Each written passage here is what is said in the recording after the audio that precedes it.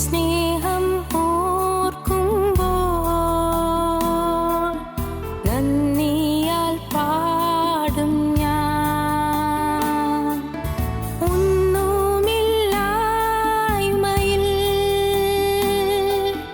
നിന്നെന്നെ ഉയർത്തിയ നിൻ സ്നേഹം ഓർക്കുമ്പോൾ നന്ദിയാൽ പാടും ഞാൻ. നീ എന്നെ സ്നേഹിപ്പാൻ ഞാനെന്തുള്ളൂ നാഥാ. നീ എന്നെ ഓർക്കുവാൻ എൻ ഗൃഹം എന്തുള്ളൂ. നീ എന്നെ സ്നേഹിപ്പാൻ ഞാനെന്തുള്ളൂ നാഥാ. നീ എന്നെ ഓർക്കുവാൻ എൻ ഗൃഹം എന്തുള്ളൂ.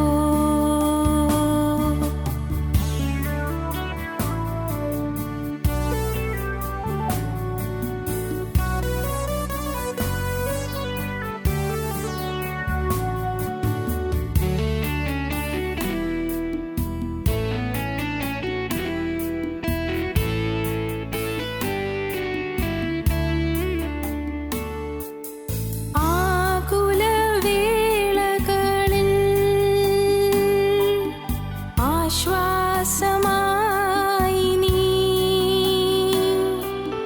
ഭാരത്തിൻ നാളതിൽ അത്താണിയായി നീ. ആകുലവേളകളിൽ ആശ്വാസമായി നീ ഭാരത്തിൻ നാളതിൽ അത്താണിയായി നീ. നീ എന്നെ സ്നേഹിപ്പാൻ ഞാനെന്തുള്ളൂ നാഥാ. നീ എന്നെ ഓർക്കുവാൻ എൻ ഗൃഹം എന്തുള്ളൂ. നീ എന്നെ സ്നേഹിപ്പാൻ ഞാനെന്തുള്ളൂ നാഥാ. നീ എന്നെ ഓർക്കുവാൻ എൻ ഗൃഹം എന്തുള്ളൂ.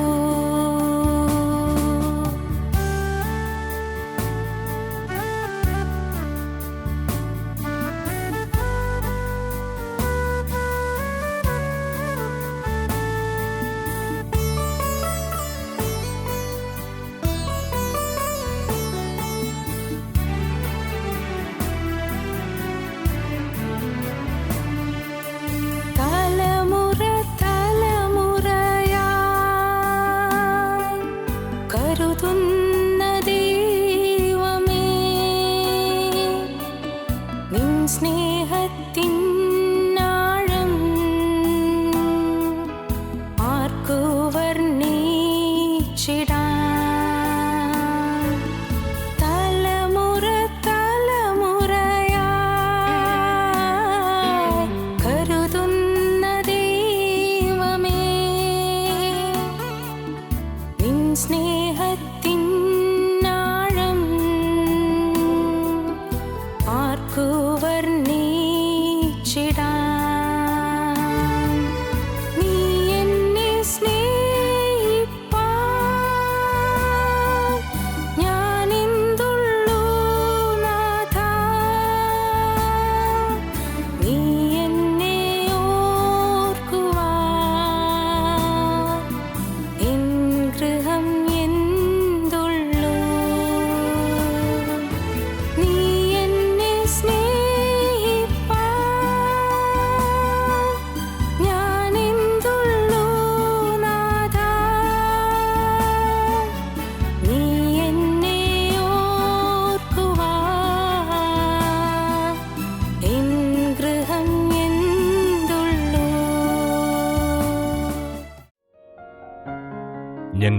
ക്രൂശിക്കപ്പെട്ട ക്രിസ്തുവിനെ പ്രസംഗിക്കുന്നു. യോഹന്നാന്റെ സുവിശേഷം 4-ാം അധ്യായം 35-ാം വാക്യം വായിക്കാം. ഇനി 4 മാസം കഴിഞ്ഞിട്ട് കൊയ്ത്തു വരുന്നുവെന്ന് നിങ്ങൾ പറയുന്നില്ലയോ? നിങ്ങൾ തലപൊക്കി നോക്കിയാൽ നിലങ്ങൾ ഇപ്പോൾ തന്നെ കൊയ്ത്തിന് വെളുത്തിരിക്കുന്നത് കാണും എന്ന് ഞാൻ നിങ്ങളോട് പറയുന്നു. തലപൊക്കി നോക്കുക എന്നുള്ളതാണ് നമ്മുടെ ചിന്താവിഷയം. അത് പറയുമ്പോൾ പെട്ടെന്ന് മനസ്സിലേക്ക് ഓടിക്കൂടുന്നത് പലരും മനസ്സ് വിഷാദിച്ചിരിക്കുന്നതായിട്ടാണ്. തല താഴ്ത്തിയിരിക്കുകയാണ്. പക്ഷേ പുറമേ തല നോക്കുന്നുണ്ടായിരിക്കും, പക്ഷേ അതല്ല, ഉള്ളം തല താഴ്ത്തിയിരിക്കുകയാണ്. മനസ്സ് മ്ലാനമായിട്ടിരിക്കുകയാണ്. മനസ്സ് വിഷാദിച്ചിരിക്കുകയാണ്. പല പ്രശ്നങ്ങൾ ഒന്ന് ഓർത്ത് നോക്കൂ. നിങ്ങളൊരു പക്ഷേ നിങ്ങളുടെ ഏറ്റവും പ്രിയപ്പെട്ട ഒരാൾക്ക് ഒരു ക്യാൻസർ രോഗം വന്നു എന്ന് അറിയാനിടയായി. കാര്യം അതിനും കേൾക്കാൻ നിങ്ങൾ വന്നിട്ടുണ്ട്. എന്നാൽ നിങ്ങളുടെ ഉള്ളിൽ ഇങ്ങനെ വേവുകയല്ലേ, നീറിപ്പോകുകയല്ലേ. അല്ല, നിങ്ങളുടെ ഏറ്റവും പ്രിയപ്പെട്ട ഒരാൾ ഹോസ്പിറ്റലിൽ ഹാർട്ട് അറ്റാക്കായിട്ട് കിടക്കുന്നു. നിങ്ങളുടെ ഉള്ളിൽ നീറുകയല്ലേ, അത് ഹൃദയം അങ്ങ് പിടയുകയല്ലേ. അല്ല, നിങ്ങൾ ചിലർ ഇന്ന് വീട്ടിലേക്ക് ചെല്ലുമ്പോൾ എന്തായിരിക്കും അവിടെ സംഭവിക്കാൻ പോകുന്നത്? ഭർത്താവ് കോപിച്ച് അലറുകയാണോ, തല്ലുകയാണോ, അതോ വീട്ടിൽ നിന്ന് ഇറക്കി വിടുകയാണോ? ആർക്കറിയാം. വേദനിച്ചിരിക്കുന്നവരുണ്ട്. ദൈവത്തിന് സ്തോത്രം. ഓരോരുത്തരും, ഞാൻ പറയാറില്ലേ, ഒരു അഗ്നിപർവ്വതമാണ്. ഒരു അഗ്നിപർവ്വതം പുകഞ്ഞുകൊണ്ടിരിക്കുകയാണ്. പൊട്ടിയിട്ടില്ലെന്നേ ഉള്ളൂ. ലാവ പുറത്തേക്ക് വരുന്നില്ല എന്നേ ഉള്ളൂ. ആ തീജ്വാല പോലുള്ള ദ്രാവകം പുറത്ത് വരുന്നില്ലെന്നേ ഉള്ളൂ. ഇപ്പോൾ അനേകരുടെ ഹൃദയം ഇങ്ങനെ തീ തിന്നുകൊണ്ടിരിക്കുകയാണ്. സ്വസ്ഥത എന്ന് പറഞ്ഞതില്ല, മനുഷ്യനില്ല. പൈസയുടെ ഞെരുക്കം കൊണ്ട് മനുഷ്യൻ തളർന്നിരിക്കുകയാണ്. നാം ഓർക്കണം, നമ്മുടെ ജീവിതത്തിൽ എൻ്റെ കർത്താവേ, മനസ്സ് തളർന്നിരിക്കുകയാണ്, മനസ്സ് വാടിയിരിക്കുകയാണ്, ഉള്ളുരുകിക്കൊണ്ടിരിക്കുകയാണ്, അകം പുകഞ്ഞുകൊണ്ടിരിക്കുകയാണ്. എൻ്റെ കർത്താവേ, എൻ്റെ ഹൃദയത്തിൻ്റെ നീറ്റിലകറ്റാൻ നീ ഒന്ന് എഴുന്നള്ളി വരണമേ. ഇതാണ് നിങ്ങൾ പ്രാർത്ഥിക്കേണ്ടത്. കർത്താവേ, എൻ്റെ ഹൃദയത്തിൻ്റെ വേദനയാറ്റി തണുപ്പിക്കാൻ യേശുവേ നീ എഴുന്നള്ളി വരണമേ.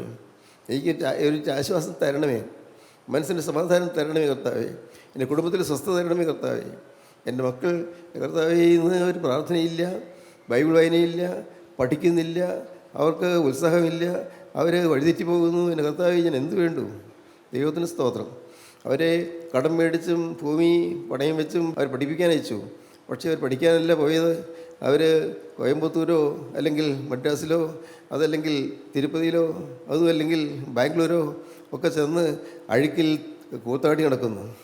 എൻ്റെ കർത്താവ്, എൻ്റെ കുടുംബം മുടിഞ്ഞല്ലോ. അനേകരുടെ ഹൃദയം ഇങ്ങനെയാണ്, അനേകരുടെ മനസ്സ് നീറിക്കൊണ്ടിരിക്കുകയാണ്. ദൈവത്തിന് സ്തോത്രം. കടത്തിൽ മുങ്ങി വലിയുന്ന വലിയൊരു കൂട്ടം ആളുകൾ. പൈസ മതിയാകുന്നില്ല, വരുമാനമുണ്ട് ഇല്ലെന്നല്ല, പക്ഷേ മതിയാകുന്നില്ല. കൈ ചോർന്നു പോകുന്നു. കിട്ടുന്നൊന്നും അവിടെ തങ്ങുന്നില്ല. കിട്ടുന്നുണ്ട്, അഹോരാത്രം പണിയെടുക്കുന്നുണ്ട്, പക്ഷേ ഒന്നും കയ്യിൽ തങ്ങുന്നില്ല.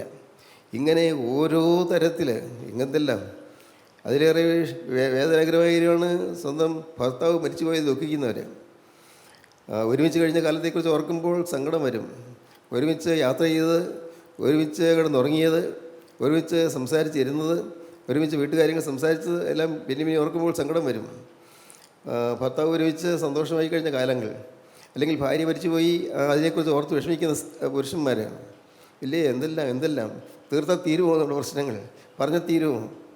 മക്കളില്ലാത്തതുകൊണ്ട് വിഷമിക്കുന്നവർ, മക്കളില്ല, വിവാഹം കഴിച്ചു, ഒരു കുഞ്ഞിക്കാൽ കാണാൻ കൊതിച്ചു, കിട്ടിയിട്ടില്ല, കാണാൻ പറ്റിയിട്ടില്ല, ഉള്ളു പൊള്ളുകയാണ്, ഉള്ളു നീറുകയാണ്. ദൈവത്തിന് സ്തോത്രം.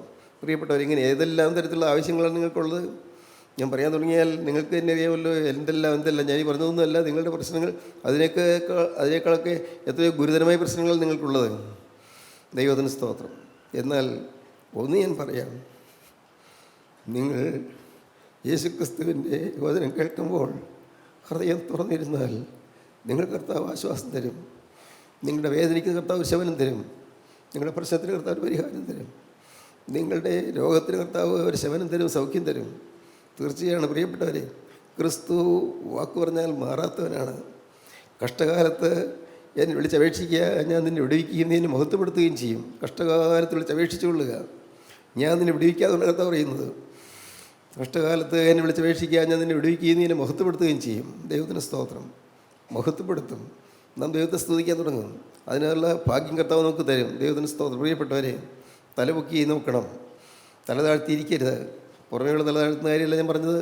ഉള്ളം താണ്ടിരിക്കരുത്, ഉള്ളം മ്ലാനമായിട്ടിരിക്കരുത്, ഉള്ളം വാടിയിരിക്കരുത്. ഭർത്താവിൻ്റെ സ്വഭാവം കൊണ്ട് മനസ്സ് വേദനിച്ചിരിക്കുന്ന സ്ത്രീകളുണ്ട്. ഭർത്താവിൻ്റെ ക്രൂരത കൊണ്ട് ഉള്ളു വാടിക്കരിഞ്ഞ് ശരീരം പോലും അടിയേറ്റ് തളർന്ന സ്ത്രീകളുണ്ട്. എന്തെല്ലാം ചിന്തിച്ചാൽ തീരുമോ? ചിന്തിച്ചാൽ തീരുകയില്ല. ദൈവത്തിന് സ്തോത്രം. പ്രിയപ്പെട്ടവരെ, ഞാൻ ഓർക്കുകയാണ്, എന്നുമെന്നും ഈ ഏതാണ്ട് ഒരു 100-ലേറെ മെസ്സേജസ് എനിക്ക് കിട്ടും. 100-ലേറെ. ഞാൻ എത്ര സമയം ഇരുന്നാണ് അതിന് മറുപടി പറയുന്നത്?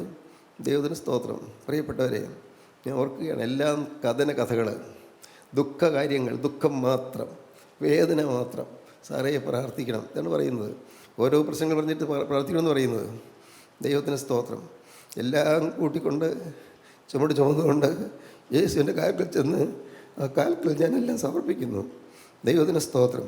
വേദനിക്കുന്ന ഒരു സമൂഹം, തളർന്നുപോയ ഒരു സമൂഹം, വാടിക്കരിഞ്ഞുപോയ മുഖങ്ങൾ, ദൈവമേ മ്ലാനതയുടെ വാട്ടം പറ്റിയ ജീവിതങ്ങൾ. എന്നാൽ ദൈവത്തിന് സ്തോത്രം. സഹോദരങ്ങളെ, നിങ്ങൾ കേൾക്കൂ, നിങ്ങൾ വിശ്വസിക്കൂ. യേശു ക്രിസ്തു എല്ലാറ്റിലും ഉന്നതനായി ജീവിക്കുന്നു. നിങ്ങൾ വിശ്വസിക്കൂ. യേശു ക്രിസ്തു നിങ്ങൾ വിശ്വസിക്കൂ. യേശു ക്രിസ്തുവിനോട് നിങ്ങൾ പ്രാർത്ഥിക്കൂ. കർത്താവേ, നീ എനിക്കൊരു സഹായം ചെയ്തേ പറ്റൂ. നീ എൻ്റെ ജീവിതത്തിലേക്ക് വന്നേ പറ്റൂ. എനിക്കൊരു സമാധാനം തന്നേ പറ്റൂ. കർത്താവേ, നീ വരണമേ. എൻ്റെ ഈ നീറുന്ന ഹൃദയത്തിൽ ഒരിട്ട് തണുപ്പ് തരാൻ നീ ഒന്ന് എഴുന്നേറ്റ് വരണമേ. നിങ്ങൾ പ്രാർത്ഥിക്കണം. കർത്താവോട് പറയണം, കർത്താവേ, എൻ്റെ നീറിപ്പോകുന്ന ഹൃദയത്തിലേക്ക് ആശ്വാസത്തിൻ്റെ എന്തുള്ളിൽ ഒഴിക്കാൻ അതാ നീ എഴുന്നേറ്റ് വരണമേ. പ്രാർത്ഥിക്കണം. ദൈവത്തിന് സ്തോത്രം. തല പൊക്കി നോക്കുക, തല താണ്ടിരിക്കരുത്, മ്ലാനമതണ്ടായിട്ടിരിക്കരുത്. മ്ലാനത വേണ്ട, തല പൊക്കിക്കൊള്ളൂ. ദൈവത്തിന് സ്തോത്രം. കർത്താവ് പറയുകയാണ്, തല പൊക്കി നോക്കുക. ഇവിടെ തല പൊക്കി നോക്കാൻ പറയുന്നത് ശമരിയിൽ വെച്ചാണ് കർത്താവ് പറയുന്നത്. ശമരിയിലെ സുഹാർ ഗ്രാമത്തിലെ കിണറ്റിൻ്റെ അരികിൽ വെച്ചാണ് കർത്താവ് പറയുന്നത്. ശമരിയ സ്ത്രീയോടെ പറയുന്നത്. ദൈവത്തിന് സ്തോത്രം. കർത്താവ് നട്ടുച്ച നേരത്തെ വെയിലത്ത് കർത്താവ് നടന്നു വന്നിരിക്കുന്നു. വെയിലേറ്റ് വാടി തളർന്ന് കർത്താവ് ഇരിക്കുകയായിരുന്നു. ദൈവത്തിന് സ്തോത്രം. ശിഷ്യന്മാർ കർത്താവിന് ആഹാരം കൊണ്ടുപോകാൻ പോയിരിക്കുകയാണ്, ആഹാരം വാങ്ങാനായിട്ട് പോയിരിക്കുകയാണ്. എന്നാൽ കർത്താവ് ഏകനായിട്ട് ഇവിടെ ഇരിക്കുന്നു. കർത്താവ് നോക്കിക്കൊണ്ടിരിക്കുകയാണ്. കർത്താവ് അങ്ങ് യഹൂദ്യയിൽ നിന്ന് പുറപ്പെടുമ്പോൾ തന്നെ കർത്താവ് ശമരിയിലെ ഒരാളെ വീണ്ടെടുക്കാനുള്ളത് പരിപാടി ഇട്ട് കഴിഞ്ഞു. സ്തോത്രം. അത് നിങ്ങൾക്കറിയാമോ? നിങ്ങൾ വീട്ടിൽ നിന്ന് പുറപ്പെടുമ്പോൾ തന്നെ നിങ്ങൾക്ക് ആശ്വാസം തരാൻ കർത്താവ് പരിപാടി തയ്യാറാക്കി കഴിഞ്ഞിരിക്കുന്നു. നിങ്ങളുടെ വീട്ടിൽ നിന്ന് പുറപ്പെടുമ്പോൾ തന്നെ അപ്പോൾ തന്നെ നിങ്ങൾക്ക് ആശ്വാസം സമാധാനം തന്നെ കർത്താവ് പ്ലാനിട്ട് കഴിഞ്ഞിരിക്കുന്നു. ദൈവത്തിന് സ്തോത്രം. കർത്താവ് അവിടെ ഇരിക്കുകയാണ്. അവിടെ ശമരിയാദേശത്ത് ഒരു വേശ്യാസ്ത്രീയുണ്ട്. ഒരു വേശ്യാസ്ത്രീ 6 പുരുഷന്മാരുമായി മാറി മാറി ബന്ധം പുലർത്തിയ ഒരു ദുഷ്ടസ്ത്രീ. ദൈവത്തിന് സ്തോത്രം. നോക്കൂ, ദൈവത്തിൻ്റെ സ്നേഹം, പാപികളെ തേടി വരുന്ന ദൈവത്തിൻ്റെ സ്നേഹം. എനിക്ക് നിങ്ങളൊരു വാക്ക് പറയാനുണ്ട്. പ്രിയപ്പെട്ടവരെ, നിങ്ങൾ വിശ്വസിക്കൂ. നിങ്ങളുടെ ജീവിതത്തിൽ പാവം വന്നെങ്കിലും ഏതെല്ലാം തെറ്റുകുറ്റങ്ങൾ നിങ്ങൾ വീണെങ്കിലും നിങ്ങളെ വീണ്ടെടുക്കാൻ യേശുവിന് മനസ്സാണ്. ലോടപ്പാ ഹല്ലേലൂയ. ദൈവത്തിന് സ്തോത്രം. നിങ്ങളെ വീണ്ടെടുക്കാൻ യേശുവിന് മനസ്സാണ്. നിങ്ങൾക്ക് സമാധാനം തരാൻ യേശു മനസ്സാണ്. എത്ര കുഴഞ്ഞ പ്രശ്നത്തിലാണെങ്കിലും, എത്ര മാലിന്യത്തിൽ വീണുപോയെങ്കിലും, ഏതെല്ലാം ചെളിക്കുഴിയിൽ വീണുപോയെങ്കിലും നിങ്ങളെ ഉയർത്തിയെടുക്കാൻ യേശുവിന് മനസ്സാണ്. യേശു സാധിക്കും. യേശു ആ സ്ത്രീയെ കാത്തിരിക്കുകയാണ്. അപ്പോഴാണ് അവൾ വെള്ളം കോരാൻ വരുന്നത്. ആ സ്ത്രീയും യേശു എന്നുള്ള സംഭാഷണം എല്ലാം കഴിഞ്ഞ ഒരു പ്രാവശ്യം ചിലതെല്ലാം ചിന്തിച്ചല്ലോ. അതുകൊണ്ട് ഇപ്പോൾ അതിലേക്ക് കടക്കുന്നില്ല. ഇനി കുടിപ്പാൻ തരുമോ എന്ന് കർത്താവോട് ചോദിച്ചു. കർത്താവ് തുടച്ചിടുകയാണ്. അവളോട് ചോദിക്കുകയാണ്. എപ്പോഴും അങ്ങനെയാണ്. കർത്താവ് സമീപിക്കുമ്പോൾ നമ്മളോട് ചിലതെല്ലാം ചോദിക്കുകയാണ്. തരാമോ എന്ന്, കുടിപ്പാൻ തരാമോ എന്ന്, എൻ്റെ ദാഹം തീർക്കാമോ എന്ന്, യേശുവിൻ്റെ ദാഹം തീർക്കാമോ എന്ന് ചോദിച്ചുകൊണ്ട് നമ്മുടെ അരികത്തുകാരെ നീട്ടി നിൽക്കുന്ന യേശുവിനെ നിങ്ങൾ കാണുക. ദൈവത്തിന് സ്തോത്രം. എനിക്ക് ദാഹം തീർക്കാൻ, എനിക്ക് ദാഹം മാറ്റാൻ കുടിപ്പാൻ തരുമോ? ദൈവത്തിന് സ്തോത്രം. ദാഹജലം തരുമോ? ദൈവത്തിന് സ്തോത്രം. പ്രിയപ്പെട്ടവരെ, ആ സ്ത്രീ ചില തൊടുന്യായങ്ങൾക്ക് പറയുന്നുണ്ട്. പക്ഷേ പറഞ്ഞു വന്നപ്പോൾ അവൾ പറയുന്നു, ഞങ്ങളുടെ പിതാക്കന്മാർ ഈ മലയിൽ നമസ്കരിച്ചു വന്നു. എന്നാൽ ഇവിടെയല്ല നമസ്കരിക്കേണ്ടത്, ആരാധന അവിടെ അങ്ങ് യഹൂദിയയിലാണെന്ന് ഞങ്ങൾ വേറെ യഹൂദിയിലുള്ളവർ പറയുന്നു. അവൾ പറയുകയാണ്, അവൾക്ക് ആരാധനയുടെ കാര്യമൊക്കെ പറയുന്നുണ്ട്. ആരാധനയുടെ കാര്യം പറയാൻ അവൾക്കറിയാം. ഈ ഗരിസീം മലമുകളിൽ ആരാധിക്കുന്ന കാര്യവും യെരൂശലേമിൽ ആരാധിക്കുന്ന കാര്യമൊക്കെ പറയാൻ അവൾക്കറിയാം. കാരണം അവൾക്ക് പരിചയമുണ്ട്, അവൾക്ക് അറിവുണ്ട്. ഇന്ന് നമ്മളും അങ്ങനെ തന്നെയാണ്. നമുക്ക് ആരാധനയെക്കുറിച്ച് പറയാൻ അറിയാം, പ്രസംഗിക്കാൻ അറിയാം, വചനം അറിയാം, വചനം പറഞ്ഞു കൊടുക്കാൻ അറിയാം, എല്ലാം അറിയാം. ദൈവത്തിന് സ്തോത്രം. നമുക്കറിവില്ലാത്തവരുണ്ടോ? ഈ കൂട്ടായ്മയിൽ വരുന്ന ദൈവങ്ങൾക്ക് നല്ല അറിവുണ്ട്. ദൈവത്തിന് സ്തോത്രം. എന്നാൽ കർത്താവ് അവളോട് സംസാരിക്കുന്നു. സ്ത്രീയെ, എൻ്റെ വാക്ക് വിശ്വസിക്കുക. കർത്താവ് അവളുടെ ആ പാരമ്പര്യത്തിന് കിടക്കൊന്നും കർത്താവ് കേൾക്കണ്ട. പിതാക്കന്മാരുടെ കാര്യമൊന്നും പറയണ്ട. ഞങ്ങളുടെ പിതാവായ യാക്കോബിനേക്കാൾ നീ വലിയവനോ എന്നാണ് സ്ത്രീ ചോദിക്കുന്നത്. അവൾക്ക് യേശു ആരാണെന്ന് മനസ്സിലായില്ല. ഏതോ ഒരു വഴിയാത്രക്കാരൻ വന്നിരിക്കുന്നേ അവൾ മനസ്സിലാക്കിയുള്ളൂ, യഹൂദ അറബി വന്നിരിക്കുന്നു, അത്രയും മനസ്സിലാക്കിയുള്ളൂ. എന്നാൽ സംസാരിക്കുന്നത് ആര് എന്ന് അവൾ അറിഞ്ഞിരുന്നെങ്കിൽ അവൾ ഒരക്ഷരം മിണ്ടില്ലായിരുന്നു. സ്തോത്രം. പ്രിയപ്പെട്ടവരെ, നിങ്ങളിപ്പോൾ വചനം കേട്ടുകൊണ്ടിരിക്കുമ്പോൾ നിങ്ങൾ എവിടെ ഇരുന്ന് കേട്ടാലും നിങ്ങൾ അറിയുക, നിങ്ങളുടെ അരികത്ത് യേശു വന്നിട്ടുണ്ട്. യേശുവാണ് നിങ്ങൾക്ക് വചനം തരുന്നത്, യേശുവാണ് നിങ്ങൾക്ക് ആലോചന തരുന്നത്. നിങ്ങളെ ആശ്വസിപ്പിക്കാനാണ് യേശു വന്നത്, നിങ്ങൾക്ക് സമാധാനം തരാനാണ് യേശു വന്നത്, നിങ്ങളുടെ പ്രശ്നത്തിന് പരിഹാരം തരാനാണ് യേശു വന്നത്. ദൈവത്തിന് സ്തോത്രം. നിങ്ങളുടെ നീറുന്ന ഹൃദയത്തിൻ്റെ നീറ്റലാർന്ന പ്രശ്നങ്ങൾക്ക് സമാധാനം തരാൻ യേശു വന്നിരിക്കുകയാണ്. വിശ്വസിക്കുക നിങ്ങൾ. കർത്താവിന് സ്തോത്രം. ആ സ്ത്രീയുടെ ജീവിതം ആകെ മാറ്റിമറിക്കുകയാണ് യേശു. അവൾ പറഞ്ഞ പാരമ്പര്യത്തിന് കണക്ക്, യാക്കോബിൻ്റെ പാരമ്പര്യം, പിതാക്കന്മാരുടെ പാരമ്പര്യം ഒക്കെ അവൾ പറയുന്നുണ്ട്. ആ പറയുന്നതൊക്കെ ശ്രദ്ധിച്ചാൽ നമുക്ക് മനസ്സിലാകും. അവൾ പാവത്തിൽ ജീവിക്കുന്നതാണെങ്കിലും പാരമ്പര്യത്തിന് കണക്ക് പറയുന്നുണ്ട്. ഇന്നങ്ങനെയല്ലേ നമ്മുടെ ആളുകൾ പിതാക്കന്മാരുടെ പാരമ്പര്യം എന്നൊക്കെ പറഞ്ഞുകൊണ്ട് സുവിശേഷത്തെ എതിർക്കുന്നു. പിതാക്കന്മാരുടെ പാരമ്പര്യം, നമ്മുടെ പൂർവ്വപിതാക്കന്മാരുടെ പാരമ്പര്യം എന്തെല്ലാം പറഞ്ഞുകൊണ്ട് ഇങ്ങനെ ദൈവത്തിൻ്റെ വചനത്തെ എതിർക്കുന്ന ആളുകളുണ്ട്. ദൈവത്തിന് സ്തോത്രം. പാരമ്പര്യത്തിന് കണക്ക് പറയുന്നവരുണ്ട്. തന്നെയുമല്ല, കേൾക്കാൻ നമുക്കറിയാം, ദൈവത്തിന് സ്തോത്രം, ഈ കക്ഷി സ്പർദ്ധകൾ, കക്ഷി വൈരാഗ്യങ്ങൾ, അത് ദൈവമക്കൾക്ക് ചേർന്നതല്ല, ഒരിക്കലും പാടില്ല. ദൈവമക്കൾക്ക് സഭാഭേദം പാടില്ല. ദൈവത്തിന് സ്തോത്രം. പ്രിയപ്പെട്ടവരെ, എൻ്റെ ചെറുപ്രായത്തിൽ തന്നെ എനിക്ക് ആശയം കിട്ടിയതാണ്. ഒരിക്കലും സഭ മാറ്റേണ്ട ആവശ്യമില്ല, സഭ മാറേണ്ട ആവശ്യമില്ല. ഒരിക്കലും ഒരു സഭയെയും കുറ്റം പറയില്ല. എല്ലാ സഭയും ക്രിസ്തുവിനെ കേന്ദ്രീകരിച്ചതാണെങ്കിൽ സഭയെല്ലാം സംശുദ്ധം തന്നെ. ദൈവത്തിന് സ്തോത്രം. ഒരിക്കലും ഒരു സഭയെയും നാം തരം താഴ്ത്തി കാണരുത്, ഒരു സമുദായത്തെയും തരം താഴ്ത്തി കാണരുത്, ഒരു മതത്തെയും തരം താഴ്ത്തി കാണരുത്. നിങ്ങൾക്ക് മനസ്സിലാകുന്നത്. ദൈവത്തിന് സ്തോത്രം. ഞാൻ എൻ്റെ നിസ്സാരതയിൽ ഞാൻ പറഞ്ഞുകൊള്ളട്ടെ, ഞാൻ ഹിന്ദു ഫിലോസഫി കുറെ പഠിച്ചതാണ്. കാരണം പഠിക്കണമായിരുന്നു. ഹിന്ദു ഫിലോസഫി കുറെ പഠിച്ചു, ഹൈന്ദവ തത്വശാസ്ത്രം പഠിച്ചു, മനീഷികളായ മഹത്തുക്കളായ സന്യാസിവര്യന്മാരുടെ ആലോചനകൾ, ധ്യാനങ്ങൾ ഞാൻ പഠിച്ചു ചിലത്. ദൈവത്തിന് സ്തോത്രം. ഖണ്ഡോപനിഷത്തും മണ്ഡൂകോപനിഷത്തും എല്ലാം ഞാൻ വായിച്ചു. ദൈവത്തിന് സ്തോത്രം. ഇത് നിങ്ങളോട് പറഞ്ഞിട്ട് കാര്യമില്ലല്ലോ പ്രിയപ്പെട്ടവരെ. ഞാൻ അതുകൊണ്ട് ഹൈന്ദവ മതത്തെയും ഞാൻ ബഹുമാനിക്കുകയാണ്. ദൈവത്തിന് സ്തോത്രം. അവരുടെ ആചാരങ്ങളും അവരുടെ മര്യാദകളും എല്ലാം മാന്യമായി തന്നെ എന്നാണ് ഞാൻ പറയുന്നത്. ഞാൻ ഒരിക്കലും ആരെയും തരം താഴ്ത്തി കാണുകയില്ല, ഒരു സഭയെയും കുറ്റപ്പെടുത്തി കാണുകയില്ല. കാരണം എനിക്കറിയാം, സഭയല്ല മാറേണ്ടത്, മതമല്ല മാറേണ്ടത്, ഹൃദയമാണ് മാറേണ്ടത്. ഹൃദയം മാറിയാൽ മതി, ഹൃദയം മാറണം. ദൈവത്തിന് സ്തോത്രം. ഇവൾ പാരമ്പര്യമൊക്കെ പറഞ്ഞുകൊണ്ട് നിൽക്കുകയാണ്. കർത്താവ് അവളോട് പറഞ്ഞു, സ്ത്രീയെ എൻ്റെ വാക്ക് വിശ്വസിക്കുക. വായിച്ചേ, സ്ത്രീയെ എൻ്റെ വാക്ക് വിശ്വസിക്കുക. സ്ത്രീയെ എൻ്റെ വാക്ക് വിശ്വസിക്കുക. നിങ്ങൾ പിതാവിനെ നമസ്കരിക്കുന്നത് ഈ മലയിലുമല്ല യെരുശലേമിലുമല്ല എന്നുള്ള നാഴിക വരുന്നു. നിങ്ങൾ അറിയാത്തതിനെ നമസ്കരിക്കുന്നു, ഞങ്ങളോ അറിയുന്നതിനെ നമസ്കരിക്കുന്നു. രക്ഷ യഹൂദന്മാരുടെ ഇടയിൽ നിന്നല്ലോ വരുന്നത്. സത്യനമസ്കാരികൾ പിതാവിനെ ആത്മാവിലും സത്യത്തിലും നമസ്കരിക്കുന്ന നാഴിക വരുന്നു, ഇപ്പോൾ വന്നുമിരിക്കുന്നു. മനസ്സിലാക്കാൻ പ്രയാസമുള്ളൊരു വാക്യമാണ്. എന്താണ് സത്യാരാധന? കർത്താവോട് പറയുകയാണ്, എന്താണ് സത്യാരാധന? സത്യാരാധന വിശുദ്ധിയാണ്, ജീവിതവിശുദ്ധിയാണ്. സത്യാരാധന ക്രിസ്തുവിൻ്റെ സ്നേഹമാണ്. സ്നേഹമാണ് ആരാധന. വിശുദ്ധിയാണ് ആരാധന. വിശ്വാസമാണ് ആരാധന. പ്രത്യാശയാണ് ആരാധന. ദൈവത്തിന് സ്തോത്രം. പുറമേയുള്ള ആരാധന വേണ്ടെന്നല്ല ഞാൻ പറഞ്ഞത്. സാക്ഷാത്തായ ആരാധന എന്താണ്? അത് വിശുദ്ധ ഹൃദയത്തിൽ നിന്ന് ഉതിരുന്നതായ സ്തുതിയാണ്. വിശുദ്ധ ഹൃദയത്തിൽ നിന്ന് വരുന്ന സ്തുതി, വിശുദ്ധിയുടെ കൈകൾ ഉയർത്തിക്കൊണ്ടുള്ള സ്തുതി. ദൈവത്തിന് സ്തോത്രം. അത് വിശുദ്ധ കരങ്ങൾ ഉയർത്തി ഘോഷിപ്പീനെന്ന് സങ്കീർത്തനം പറയുന്നു. നാം ആത്മാവിൽ നിറഞ്ഞു നിന്നുകൊണ്ട് വിശുദ്ധി സ്തുതിക്കുന്നതാണ് സത്യമായ ആരാധന. ഈ കുർബാന അനുഗ്രഹങ്ങളും സമാധാനവും ബലിയും സ്തോത്രവുമാകുന്നു എന്നാണ്. ബലിയാണ്, സ്തോത്രമാണ്. അത് സ്തോത്രമാണ്. കുർബാന സ്തോത്രമാണ്, സത്യാരാധന. പ്രിയപ്പെട്ടവരെ, നമ്മുടെ ജീവിതത്തിൽ സത്യാരാധന തുടങ്ങണം.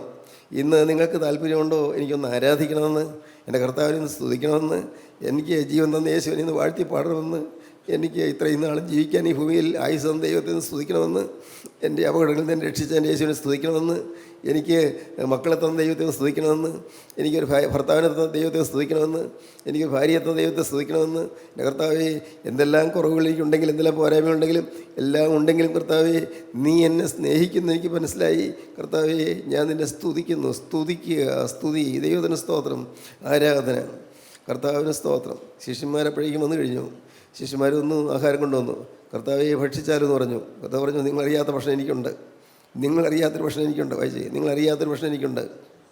അതിനെ അവൻ, നിങ്ങളറിയാത്ത ആഹാരം ഭക്ഷിപ്പാൻ എനിക്കുണ്ട് എന്നവരോട് പറഞ്ഞു. നിങ്ങളീ കൊണ്ടുവന്ന ആഹാരമല്ല, നിങ്ങൾക്കറിയാൻ വയ്യാത്തൊരാഹാരം എനിക്ക് ഭക്ഷിപ്പാനുണ്ട്. എനിക്ക് ഒരാഹാരം ഭക്ഷിപ്പാനുണ്ട്.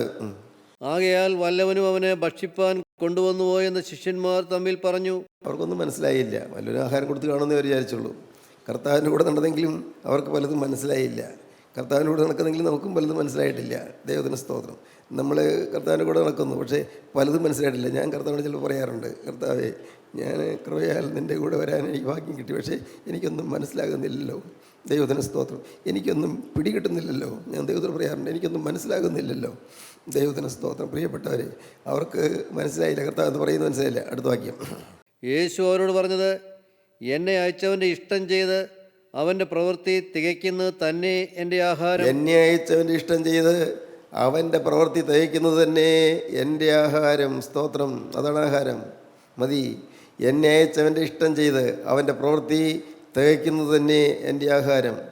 ഇന്ന് സഹോദരങ്ങളെ, നിങ്ങൾ കേട്ടുകൊണ്ടിരിക്കുമ്പോൾ നിങ്ങളുടെ ദൈവത്തോട് പറയണം, കർത്താവേ, എൻ്റെ ഏറ്റവും ശ്രേഷ്ഠ ഭോജനം നിൻ്റെ ഹിതം നിവർത്തിക്കുക എന്നുള്ളതാണ്. സ്തോത്രം. യേശുവിൻ്റെ ഇഷ്ടം നിവർത്തിക്കുക എന്നുള്ളതാണ് എൻ്റെ ഏറ്റവും ഇഷ്ടപ്പെട്ട ആഹാരം. യേശുവിൻ്റെ ഹിതം നിവർത്തിക്കുക, യേശുവിന് വേണ്ടി ചെലവഴിക്കപ്പെടുക, യേശുവിന് വേണ്ടി വിട്ടുകൊടുക്കുക, മുഴുവനായി അങ്ങ് സെറ്റപ്പ് പാർട്ട് ചെയ്യുക, യേശുവിന് വേണ്ടി മുഴുവനായി മാറ്റിവെക്കുക. ദൈവത്തിന് സ്തോത്രം. മുഴുവനായി ഒരാറ്റം പോലും എൻ്റെ കയ്യിലില്ല, എല്ലാം യേശുവിൻ്റെ കയ്യിലായി എന്നുള്ളൊരു ഉറപ്പ് കിട്ടുക. നിങ്ങൾക്ക് കിട്ടുന്നുണ്ടോ? എൻ്റെ കയ്യിൽ ഒന്നുമില്ല, എല്ലാം യേശുവിനെ ഏൽപ്പിച്ചു കഴിഞ്ഞു. Once for all it is committed to Christ. എല്ലാം ഒരിക്കലായിട്ട് കൊടുത്തു കഴിഞ്ഞു. സ്തോത്രം. ഒരിക്കലായിട്ട് കൊടുത്തു കഴിഞ്ഞു. അതൊരിക്കലായിട്ട് ഏൽപ്പിച്ചു കഴിഞ്ഞു. കൊടുക്കേണ്ടവൻ്റെ കയ്യിലേക്ക് കൊടുത്തു കഴിഞ്ഞു. വാങ്ങാൻ യോഗ്യനായവൻ്റെ കയ്യിലേക്ക് കൊടുത്തു കഴിഞ്ഞു. സ്തോത്രം. പ്രിയപ്പെട്ടവരെ, ഇപ്പോൾ കേട്ടുകൊണ്ടിരിക്കുമ്പോൾ നിങ്ങൾക്ക് കൊടുക്കാം. നിങ്ങളുടെ ജീവിതം, ഈ ആയുസ് യേശുവിന് കൊടുക്കാം. ഇനി എത്ര നാളുണ്ട് ആർക്കറിയാം? എത്ര നാളുണ്ട്? കർത്താവിന് സ്തോത്രം. ഉള്ള കാലം, ദൈവത്തിന് സ്തോത്രം, ഉള്ള കാലം, ചെറുതാകട്ടെ അധികമാകട്ടെ, ഉള്ളത് യേശുവിന് വേണ്ടി വിട്ടുകൊടുക്കുക. കർത്താവേ, നിനക്ക് ഇഷ്ടമുള്ള ചെയ്തുകൊള്ളുക, നിനക്ക് ഇഷ്ടം പോലെ പ്രവർത്തിച്ചു കൊള്ളുക, നിൻ്റെ ഇഷ്ടത്തിനൊത്തവണ്ണിൽ നീ വ്യാപരിച്ചു കൊള്ളുക. നിൻ്റെ ഇഷ്ടം പോലെ മുഴുവനായി ഞാൻ വിട്ടു തന്നിരിക്കുന്നു. ദൈവത്തിന് സ്തോത്രം. മുഴുവൻ എൻ്റെ ആയുസ്, എൻ്റെ ആരോഗ്യം, എൻ്റെ വിദ്യാഭ്യാസം, എൻ്റെ സമ്പത്ത്, എൻ്റെ വീട്, എൻ്റെ ഭാര്യ, എൻ്റെ ഭർത്താവ്, എൻ്റെ കുഞ്ഞുങ്ങൾ, കർത്താവേ, എനിക്കുള്ള വരുമാനം, എൻ്റെ പെൻഷൻ, എല്ലാം എവരിതിങ് എല്ലാം യേശുവിൻ്റെ കയ്യിലേക്ക് കൈമാറുന്നു. ദൈവത്തിന് സ്തോത്രം. പ്രിയപ്പെട്ടവരെ, പറ്റുമോ നിങ്ങൾക്ക് തോന്നുന്നു, സാറേ ഇതൊക്കെ സാധിക്കുന്ന കാര്യമാണോ? ഇങ്ങനെയൊക്കെ പറ്റുമോ? ഇങ്ങനെയൊക്കെ സമർപ്പിക്കാൻ പറ്റുമോ? പ്രിയപ്പെട്ടവരെ, സാധിക്കും. ദൈവത്തിന് സ്തോത്രം. നിങ്ങൾ പേടിക്കേണ്ട. നിങ്ങൾ മനസ്സ് വെച്ചാൽ മതി, കർത്താവ് സാധിപ്പിച്ചു തരും. നിങ്ങൾ ആഗ്രഹിച്ചാൽ മതി, കർത്താവ് സാധിപ്പിച്ചു തരും. ഒരു നല്ല ആഗ്രഹമല്ലേ കർത്താവേ ഞാൻ പറയണം, ദൈവത്തോട് പറയണം. ഞാൻ പറയാറുണ്ട്, കർത്താവേ, ഞാൻ എന്നോട് നല്ലൊരു ആഗ്രഹമല്ലേ പറയുന്നത്, എനിക്കൊരു വിശുദ്ധനാകണമെന്നുള്ളതായ ആഗ്രഹം. അതെ, നല്ലതല്ലേ കർത്താവേ, നീ ആഗ്രഹിക്കുന്ന കാര്യമല്ലേ, എനിക്കൊരു പൂർണ്ണ വിശുദ്ധനാകണമെന്ന്. ഹല്ലേലൂയ. ദൈവത്തിന് സ്തോത്രം. അങ്ങനെ ഞാൻ പറയുമ്പോൾ കാതോർത്ത് നിൽക്കുന്നൊരു യേശുവുണ്ട്. ഞാൻ പറയുമ്പോൾ ശ്രദ്ധയോടെ കേൾക്കുന്നൊരു ദൈവമുണ്ട്. ദൈവത്തിന് സ്തോത്രം. യേശു എൻ്റെ സഹോദരങ്ങളെ, നിങ്ങളെല്ലാവരെയും സ്നേഹിക്കുന്നു. നിങ്ങളൊന്നും യാദൃച്ഛ്യമായിട്ട് വന്നതല്ല. നിങ്ങളെക്കുറിച്ച് കർത്താൻ വിലയേറിയ ഉദ്ദേശങ്ങളുണ്ട്. നിങ്ങൾ ഓരോരുത്തരും ഓരോ ഭവനത്തിലേക്ക് തിരിച്ചു ചെന്ന ഭവനത്തിലും ആ ദേശത്തും നിങ്ങൾ ക്രിസ്തുവിൻ്റെ പ്രതിനിധികളായി നിൽക്കാൻ കർത്താവ് ആഗ്രഹിക്കുന്നുണ്ട്. ക്രിസ്തുവിൻ്റെ സ്ഥാനാർത്ഥികളായി നിൽക്കാൻ കർത്താവ് ആഗ്രഹിക്കുന്നുണ്ട്. ക്രിസ്തുവിൻ്റെ പ്രതിനിധികളായി നിങ്ങളവിടെ നിൽക്കണം. ക്രിസ്തുവിൻ്റെ ഭാവം എന്ന് കേട്ടല്ലോ. ക്രിസ്തുവിൻ്റെ ഭാവമുള്ളവരായി അവിടെ നിൽക്കണം. ക്രിസ്തുവിൻ്റെ മനസ്സുള്ളവരായി അവിടെ നിൽക്കണം. ക്രിസ്തുവിൻ്റെ ഹൃദയമുള്ളവരായി അവിടെ നിൽക്കണം. ക്രിസ്തുമയമായി നിൽക്കണം. നിങ്ങൾ വീട്ടിൽ ചെന്ന് ഭാര്യയ്ക്ക് തോന്നണം, അദ്ദേഹം വീട്ടിൽ നിന്ന് പോയാണല്ലോ, എന്തോ ഒരു നിധി കിട്ടിയ പോലെ ഇരിക്കുന്നല്ലോ, മുഖത്തിൻ്റെ ഒരു പ്രസാദം. ഭർത്താവ് തോന്നണം, എവിടെ യോഗത്തിന് പോയി നന്നായല്ലോ, വ്യത്യാസം വന്നല്ലോ, എന്തൊരു മാറ്റം. ദൈവത്തിന് സ്തോത്രം. മക്കൾക്ക് തോന്നണം, അപ്പൻ്റെ അമ്മയുടെ സ്വഭാവം മാറിയല്ലോ, എന്തൊരു മാറ്റമാണിത്, എന്തൊരു പ്രസന്നത. ദുഃഖങ്ങളും ദുരിതങ്ങളും ഉണ്ടെങ്കിലും എന്തൊരു പ്രസന്നതയാണ്. ദൈവത്തിന് സ്തോത്രം. പ്രിയപ്പെട്ടവരെ, നിങ്ങളെ ഏറ്റവും അടുത്ത് അറിയുന്നവർക്ക് തോന്നണം, ഒരു പ്രത്യേകതയുണ്ട്, കാണത്തക്കവണ്ണം പ്രത്യേകതയുണ്ട്, ഒരു സ്വഭാവ മാറ്റമുണ്ട്, ശാന്തത വന്നിരിക്കുന്നു. എപ്പോഴും കോപ സ്വഭാവമുള്ള ആൾ, പെട്ടെന്ന് ഞെട്ടിത്തെറിച്ച് കോപിക്കുന്നയാൾ, ഇപ്പോൾ കോപം വരുന്നില്ല. എന്തോ ഒരു മാറ്റമുണ്ടല്ലോ. ദൈവത്തിന് സ്തോത്രം. നിങ്ങൾക്കിതെല്ലാം നിങ്ങൾക്ക് അനുഭവമാക്കി എടുക്കാമെന്നായി പറഞ്ഞത്. നിങ്ങളാരും അകലെ നിൽക്കേണ്ടവരല്ല, നിങ്ങൾ അടുത്ത് വന്ന് സ്വീകരിക്കേണ്ടവരാണ്. യേശുവിൻ്റെ അടുക്കിലേക്ക് അടുത്തടുത്ത് വരേണ്ടവരാണ്. നിങ്ങളാരും ദൂരെയുള്ളവരല്ല. ദൈവത്തിന് സ്തോത്രം. നിങ്ങളാരും ക്രിസ്തുവിൽ ദൂരെയുള്ളവരല്ല. നിങ്ങൾ ക്രിസ്തുവിൻ്റെ കൃപാസനത്തിൻ്റെ അടുക്കിലേക്ക് വന്നിരിക്കുകയാണ്. കൃപാസനത്തിൻ്റെ അടുക്കിലേക്ക്. ദൈവത്തിന് സ്തോത്രം. ആ കൃപാസനത്തിൻ്റെ അടുക്കിലേക്ക് നിങ്ങൾ വരുമ്പോൾ നിങ്ങളെ തലോടുവാൻ ക്രിസ്തുവിനെ കരം നീട്ടിത്തരും. നിങ്ങളുടെ കണ്ണുനീര് തുടയ്ക്കുവാൻ ക്രിസ്തുവിനെ കരം നീട്ടിത്തരും. അവൻ നിങ്ങളുടെ പുറം തലോടി തടവിത്തരും. നിങ്ങൾക്ക് ആശ്വാസം തരും. ദൈവത്തിന് സ്തോത്രം. സമാധാനം തരും. നിങ്ങൾ രോഗക്കിടക്കയിൽ അവൻ നിങ്ങളുടെ അരികത്ത് വന്നിരുന്ന് ആശ്വസിപ്പിക്കും. ദൈവത്തിന് സ്തോത്രം.